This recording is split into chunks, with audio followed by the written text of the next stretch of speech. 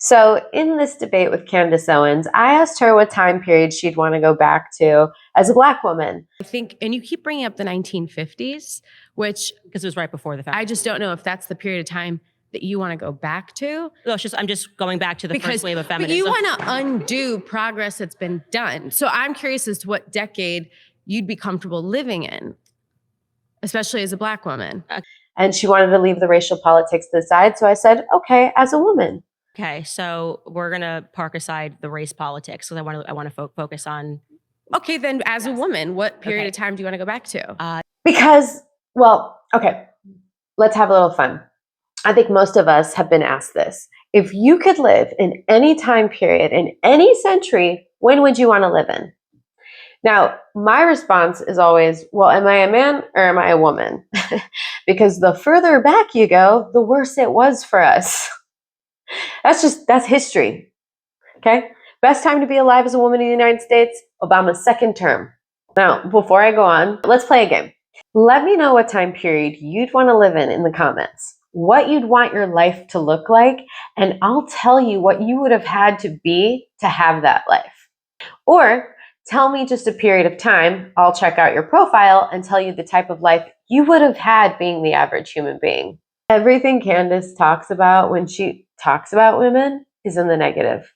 In the debate, she said that we should go back to a time, this was her response to that, was when women knew it was important to raise our kids. Just as a woman, I think that it was probably a better environment for women when we understood that raising our children was fulfilling. But some women still do understand that. Right. And a lot of women.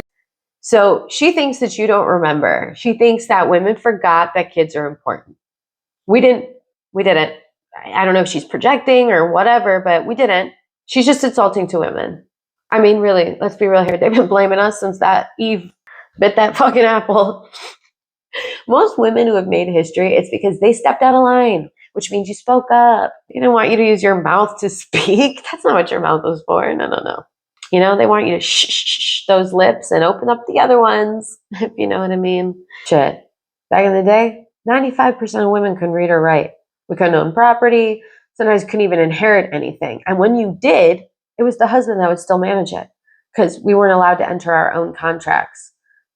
No business contracts. We couldn't control our earnings. All this is to say is that when a right is taken away, it's only a matter of time before they come to the next one.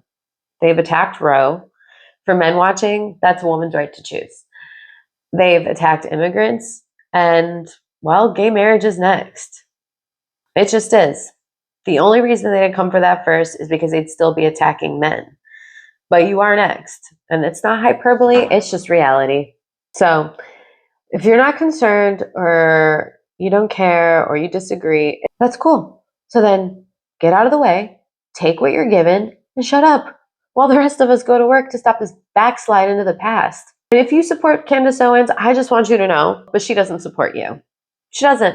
And if you don't support me, that's totally cool. I'm still going to be fighting for your right to have all the freedom that you want. I'm Ceci, and I said what I said. Happy birthday, America.